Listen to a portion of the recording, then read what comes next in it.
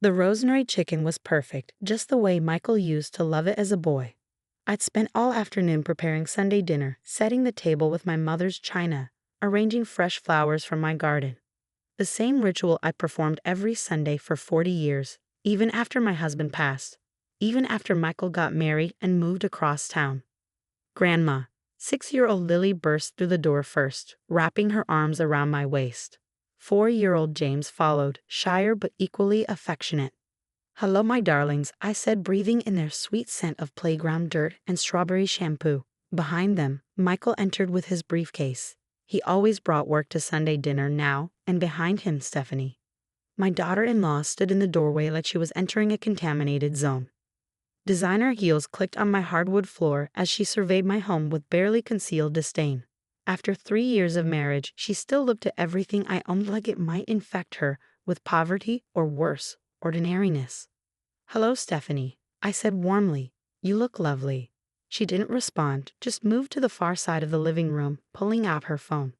Michael kissed my cheek absently, already scrolling through emails. "Smells great, Mom," he said, not looking up. We gathered at the dining table, the children chattering about school while I served the meal I'd spent hours preparing. Stephanie pushed food around her plate, eating nothing, texting steadily. Michael ate mechanically, eyes on his phone. Only the children seemed present, telling me about their art projects and soccer games. Then it happened. Stephanie suddenly shoved her chair back, hand over her nose. "I can't do this anymore." Everyone froze. "Do what, dear?"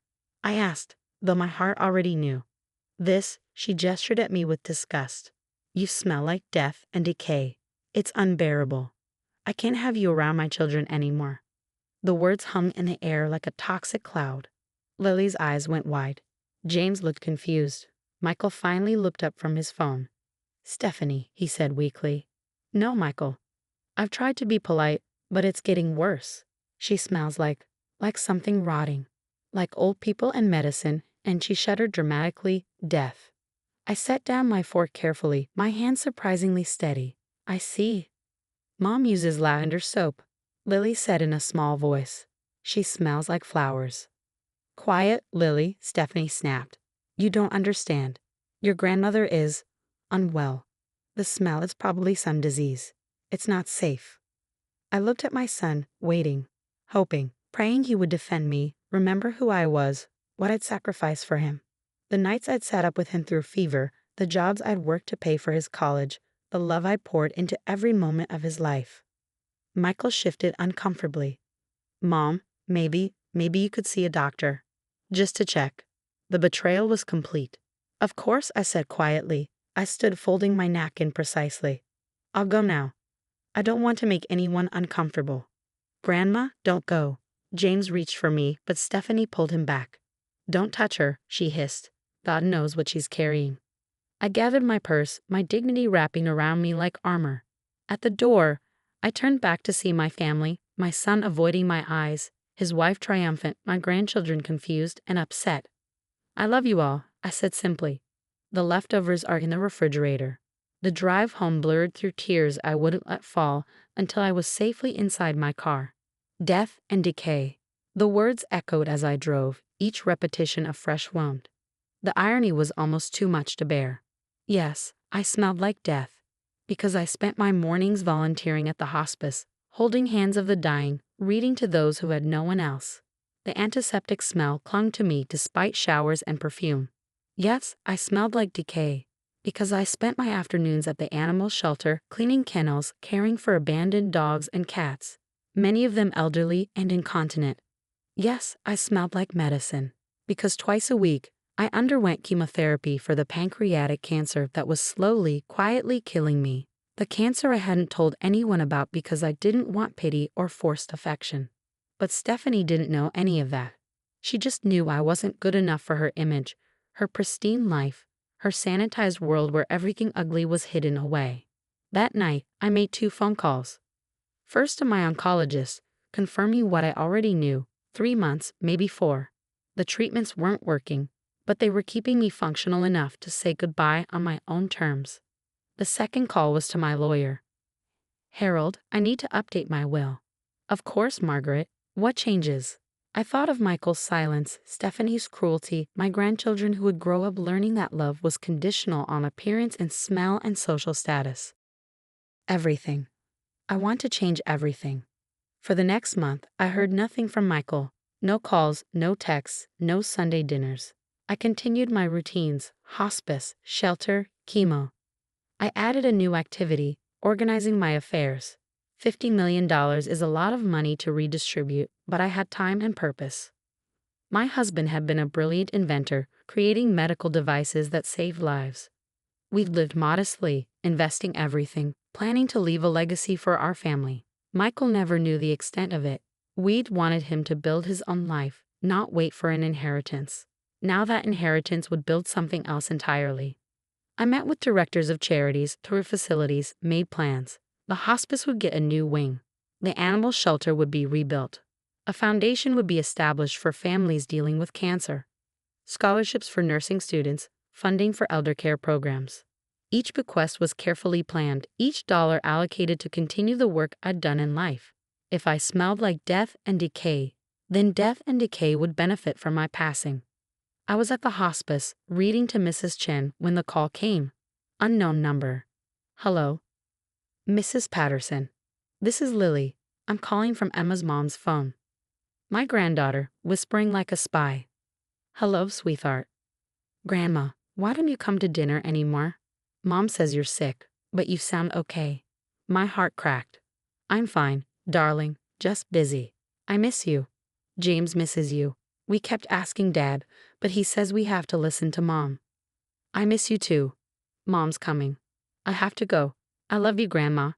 I love you too, sweet girl. The line went dead. I returned to Mrs. Chen, but the words blurred on the page. Later, the hospice director found me crying in the supply closet. Margaret, are you all right? Just a hard day, Patricia. She studied me with knowing eyes. How long you have? I'd forgotten that hospice workers recognize their own. Couple months. Does your family know? No, and they won't until it's over. She hugged me then, understanding without judgment. We who work with death know that sometimes silence is the greatest gift we can give. 6 weeks later, the pain became unmanageable. I checked into the same hospice where I'd volunteered, full circle completion. The staff who'd become family surrounded me with the love my blood family had rejected. Should we call your son? Patricia asked. When it's close, I said. Not before. But bodies have their own timeline. The end came faster than expected. Patricia called Michael on a Tuesday afternoon. He arrived Wednesday morning, Stephanie and the children in tow.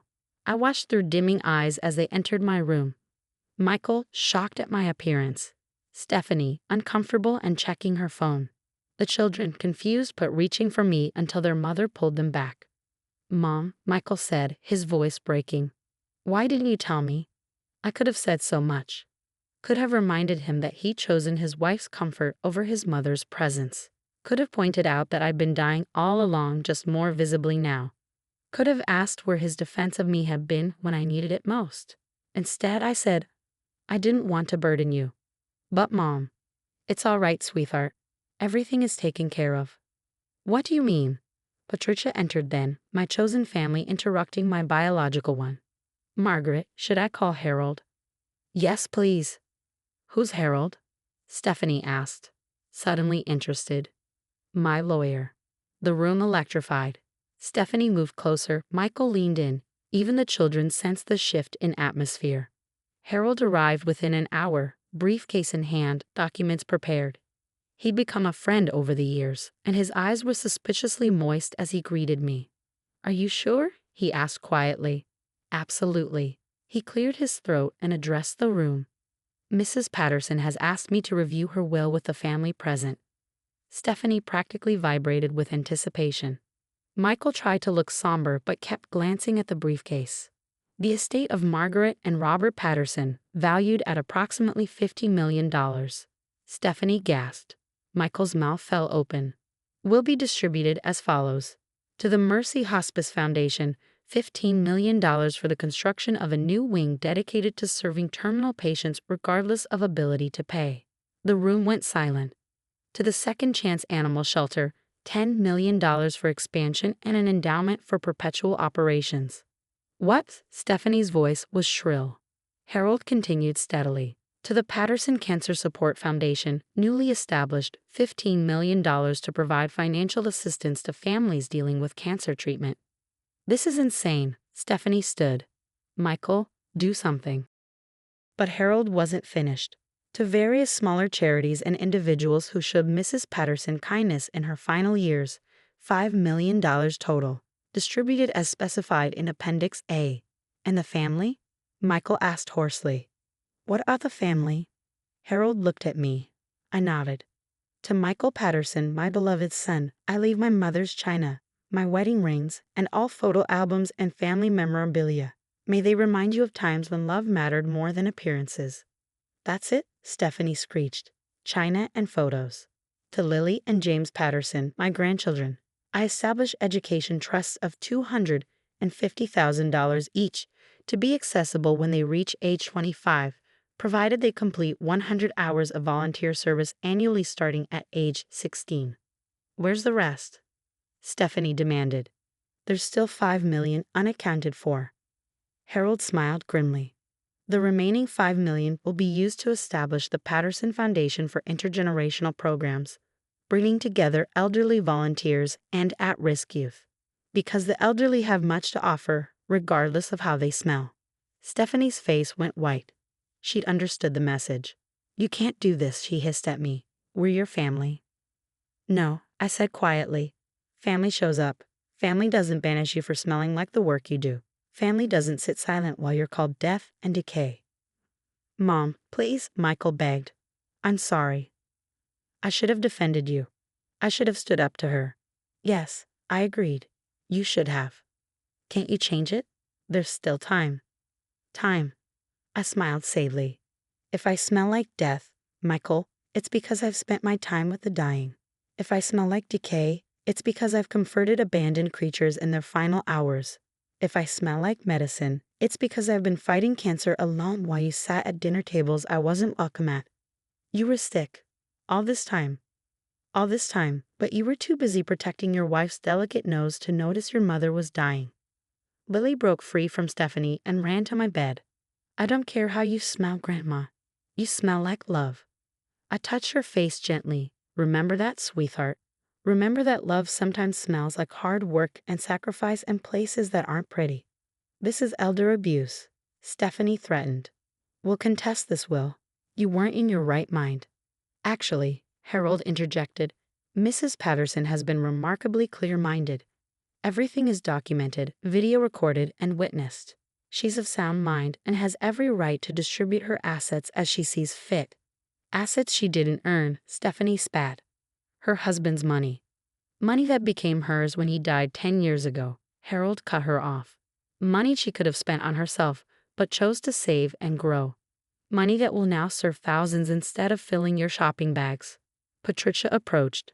I'm sorry, but Mrs. Patterson needs rest. You'll need to leave. As they gathered their things, Stephanie turned for one last attack. You're dying alone.